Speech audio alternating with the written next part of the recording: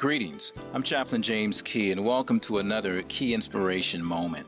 Today's topic, our heroes, this day and the year round.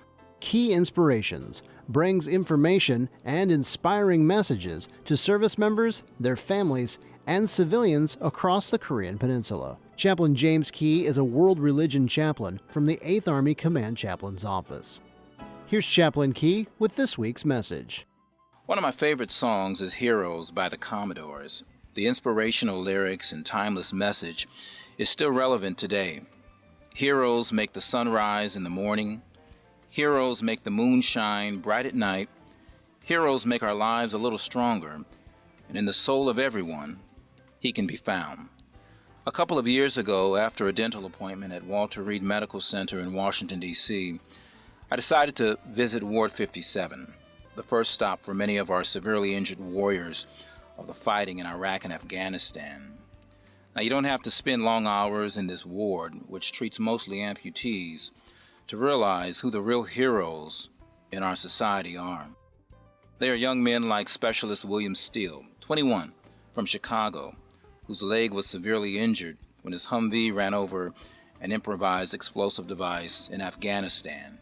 His roommate, PFC Duro Pellin, 20, from Boston, suffered damage to his ankle from a rocket-propelled grenade attack in Iraq. The three of us that day, Steele in his wheelchair and Palin on crutches, spent time talking about how they were coping with their injuries, both physically and emotionally. As I spent time in this ward and saw firsthand the horrific wounds suffered by so many of our soldiers, I assumed that they must harbor deep resentment against those who attack them.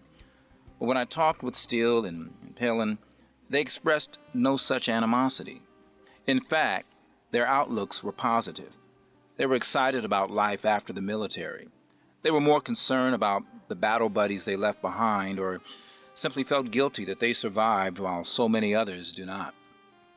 I found the same dynamic to be true when I visited 28 wounded warriors on a C-17 transport jet at Andrews Air Force Base in Maryland.